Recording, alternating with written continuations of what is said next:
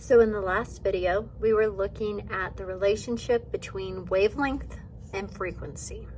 We said that if our wavelength is long, then the frequency is going to be really short. Our wave isn't going to pass a lot during a set amount of time. If our wavelength is short, then we're going to have a lot of waves pass in a given amount of time. Well, in this video, we're going to start calculating exact values between wavelength and frequency. So the first equation that we're going to be looking at today is going to be C equals lambda nu, okay? Where C is the speed of light,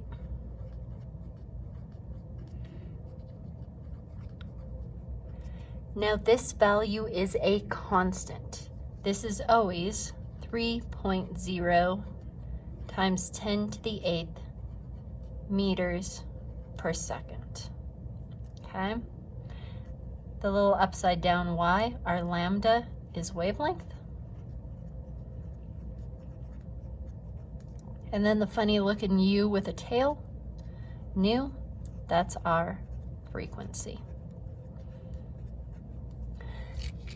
Now, since C is a constant, we always have that value. If we know either wavelength or frequency, it's simple algebra to calculate the other. Now, the only difficulty that we might run into is when we're given wavelength. So let's look at an example.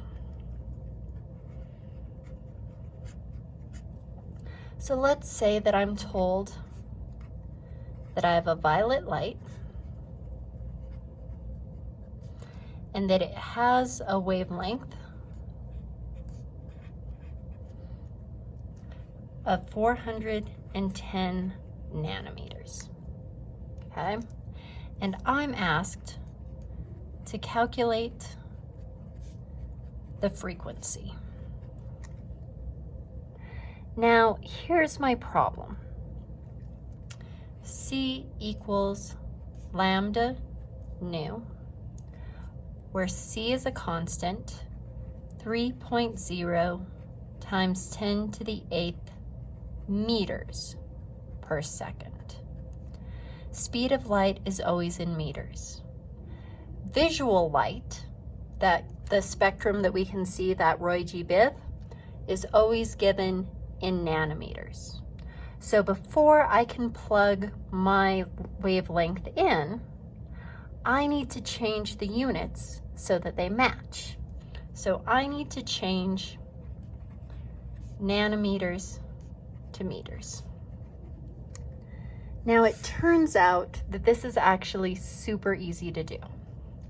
I start with my nanometers. So I had 410 nanometers. Draw my time sign and my line. I want nanometers to go away. I want to change to meters. Turns out that anytime you see the prefix nano, 1 nano stands for 10 to the negative 9th. Now, this means I can do one of two things. I can either put this into a scientific calculator and it will give me a value, or I could just say 410 times 10 to the negative 9th. This is a much easier option. If you put it into a scientific calculator, remember true scientific notation is one number in front of the decimal and only one number in front of the decimal. So this would actually be 4.10, which changes my exponent to 10 to the negative 7th. Now, either way is perfectly acceptable. This tells me use the scientific calculator, but this tells me you understand the concept. So I'm fine with that. So let's go ahead and plug that value into our equation. So we said C was a constant.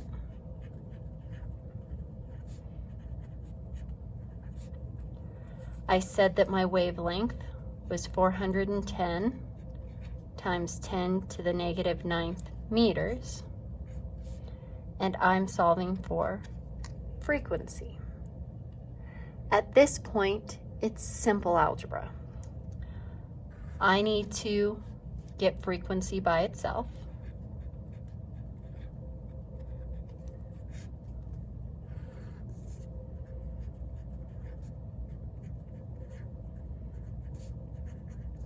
Okay. Now there is one catch. When you put this into your calculator, most scientific calculators are going to require you to put this in parentheses.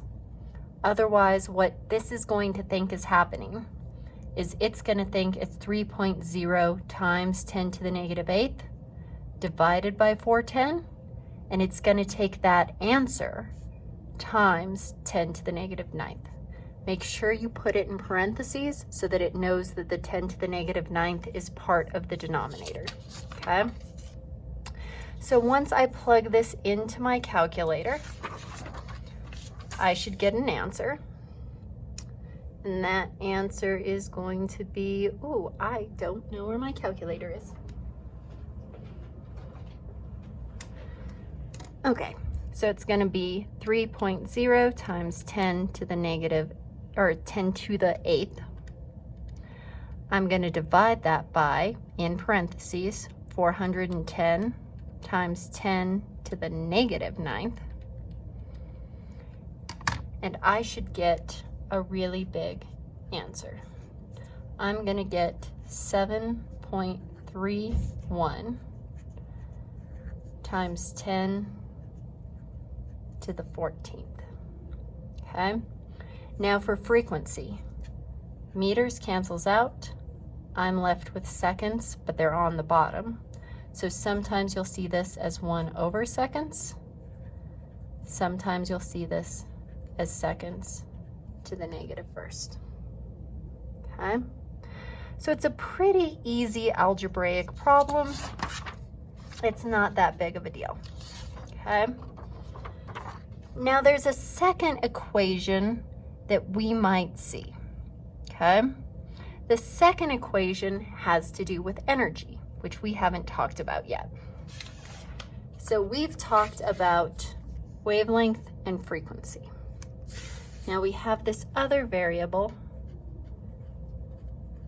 energy.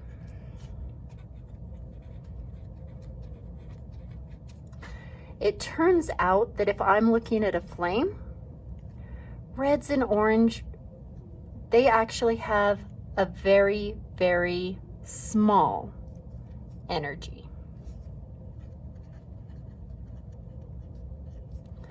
If I have indigos and violets, it's going to be a high energy. Okay? So frequency and energy are directly proportional. Small frequency, small energy. High frequency, high energy. The only ones that are different are wavelengths. So high, high, small, small, small, big. Okay? So when we're talking about energy, we have a second equation that sometimes we see. My equation here is energy is equal to H times nu. E stands for energy. H is a constant, okay? Just like we had before with the speed of light, this never ever changes, okay?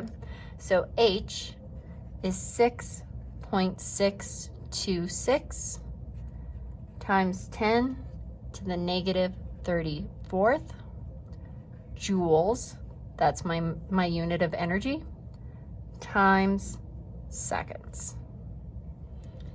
And this here is still my frequency. Okay?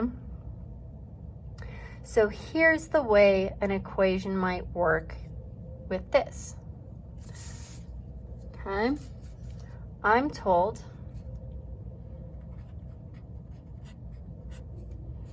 to calculate the energy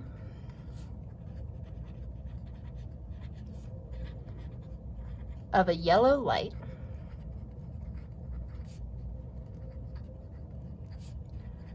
with a frequency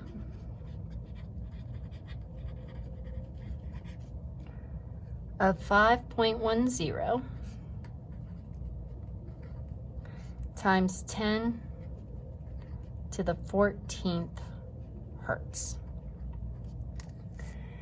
Now really quick, I will always give you units for frequency as 1/seconds because I think it makes our algebra a lot easier.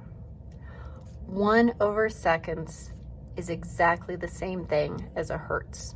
So anytime you see Hz, this means the exact same thing, okay? So again, simple algebra. Actually, in this one, I don't even need algebra. I just plug it into the equation. So E is equal to H times nu. I'm solving for energy. H is always a constant.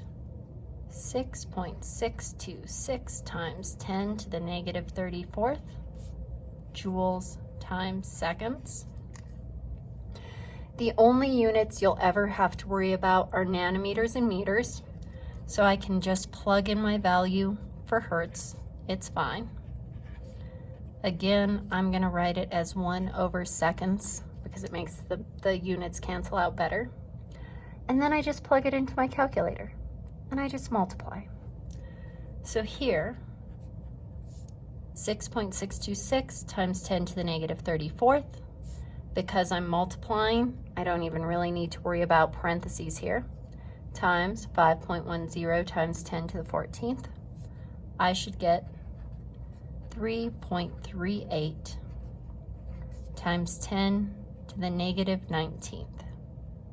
Now for units, seconds on top, seconds on bottom, I'm left with joules. Okay? So working through these problems, it's just algebra. The only thing that can be tricky is using the first equation, C equals lambda nu. Make sure you change nanometers to meters first, okay?